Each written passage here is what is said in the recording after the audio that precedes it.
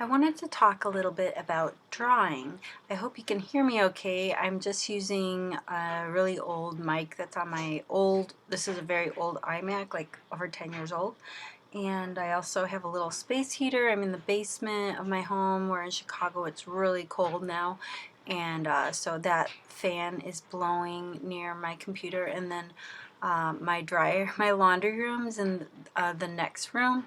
And I'm drying denim and I can hear the metal buttons clanging around as the dryer spins. So anyway, hope you can hear me okay. I was just thinking about, I've been reading a book by Harold Speed called The Practice and Science of Drawing.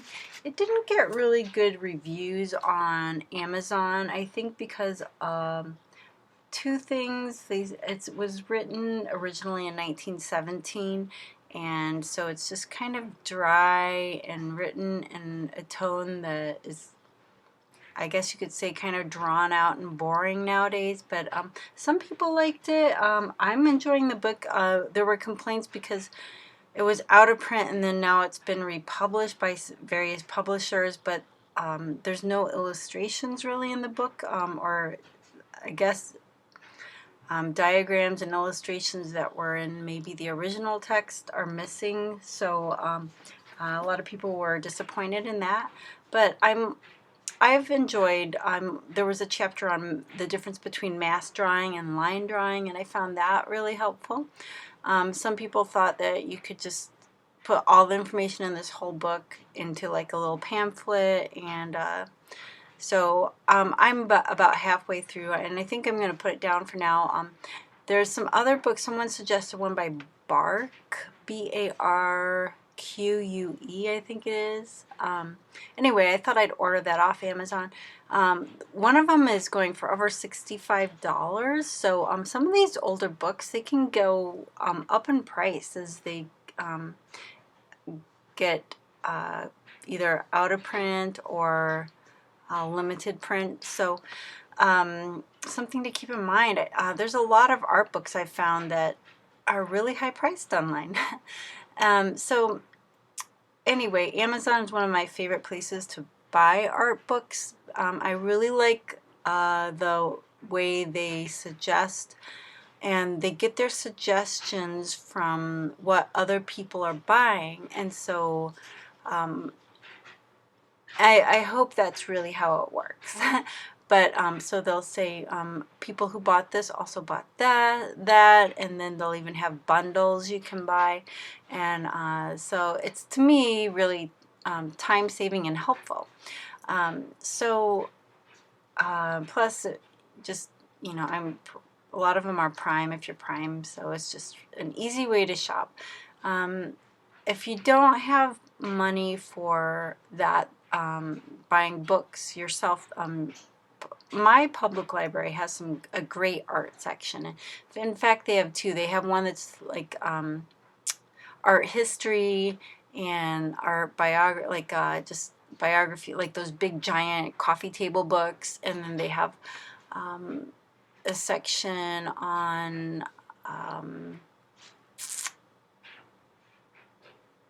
the visual arts, like drawing, painting, different forms, even comics and animation, all kinds of stuff. So there's a lot of interesting books at my library. So I would just say that wherever you're at in your art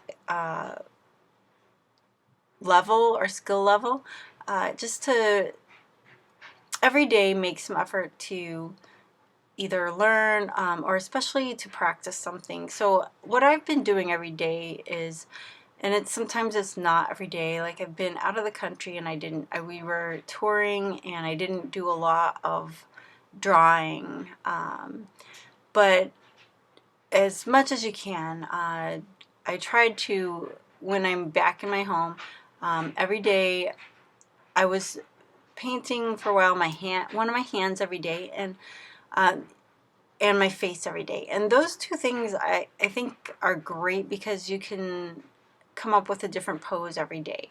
and my hair looks different every day. Some days it's up in a high bun, sometimes it's down and straight, sometimes it's curled.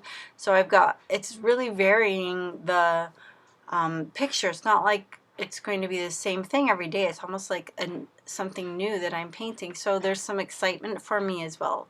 And I've been using newspaper print mainly, and vine charcoal. But one thing I like to do is keep a bunch of little sketchbooks, and I try to buy pretty high quality ones, but if I can't, I'll sketch or draw on anything I can find, just to get that practice in every day. Also just everyday objects. If I'm out, I'll try to keep various size. I like to get a lot of little sketchbooks that you can even just like stick in your backpack or your handbag, and just whip out when you have time to draw. I also have a program on my phone called Procreate, and I have it's not a stylus. I think it's called a bamboo. It looks like a fountain pen, but it's got a battery in it. So you press green light on it, and it turns green, and then you can use it to draw finer detail than you could on your phone than you could with your finger. So it's really helpful. And so I use that a lot. I use it on airplanes a lot when I'm on like these overseas trips where you've got like an 11-hour flight or something like that. So that is also a tool I use, and it's kind of fun because of Procreate. You can, well, there's no mess, and then you can use different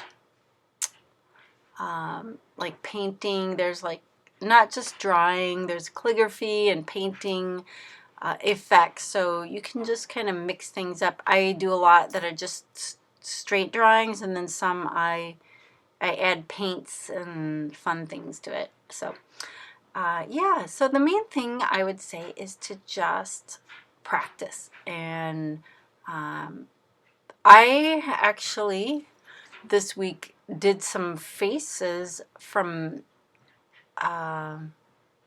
just out of my imagination. I did Indians, like female Indian ladies, and I did like their head and down to maybe like their shoulders, their hair, and then like to their belly button. And I was actually really impressed with what I did, just sketching myself. I haven't done anything like that for a while, and with all the practice I've been doing, just on my own faces and so forth, I have to say I was impressed with the results I got in making my make-believe Indian ladies. So, and the Native American ladies, I guess you should say. So, yeah, that was fun, and something that I felt all my practice is actually taking effect, and I am seeing the benefits, because when I in the past have just drawn figures from my head, they used to look more like a stick figure or like very amateurish, and these actually look like something I was excited about, and I was very pleased with my results. So definitely the practice pays off, and sometimes in ways that you wouldn't expect. So, and I like the way also that things can transfer. I'm pretty good at sketching birds because I've done so many of the songbirds, and I really just have that so much knowledge, I guess, knocking around in my head, that I can just pull it out and use that and transfer it from one bird to another bird, and you know, they're different beaks. I've just got all this stuff in my memory. But when it comes to other things, it's the same thing. I've been interested in painting horses, and I've had a little bit of experience with horses in my past.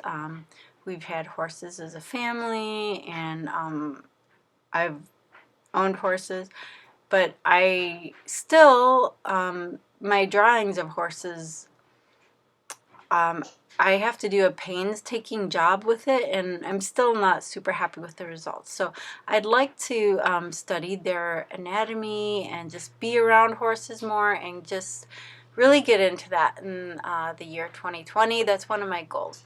And that's another thing that I would say is really important, is to just be super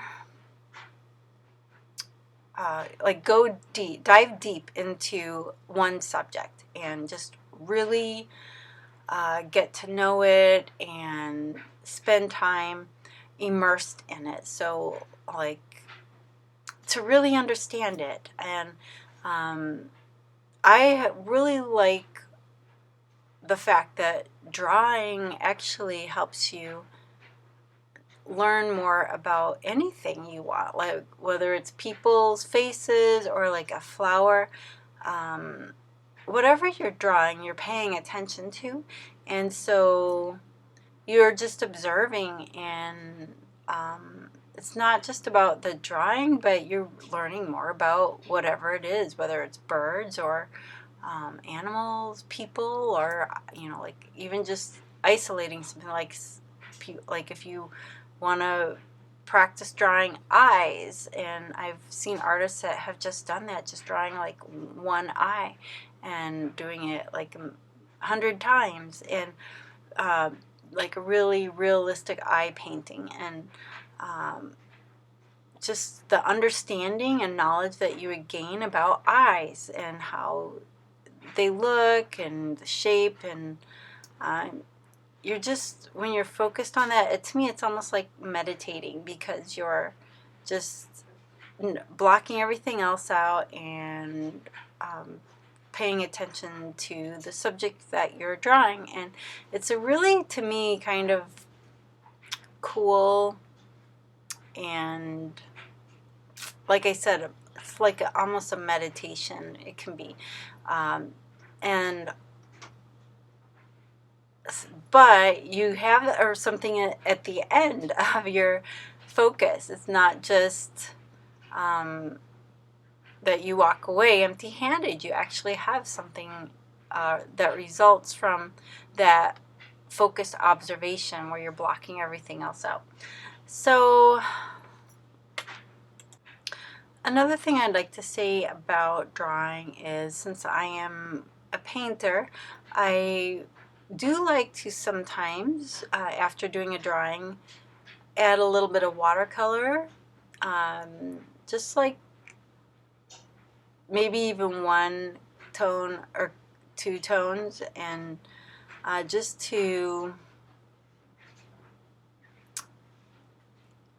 block in some of the masses and it kind of brings it to life to me and helps me transition that idea from a sketch to an actual painting. And then I might take it later on and turn it into a painting, whether it be a watercolor or oil or acrylic. It doesn't really matter, but that adding a little bit of watercolor sometimes just helps transition it, in my opinion, from being a drawing to a painting. But again, I usually don't spend hardly any time at all on painting sketches and sketchbooks. Like I said, it's more about just adding it, filling in some of the masses, and just bringing it to life a little bit, and kind of planting a seed for what I'd like to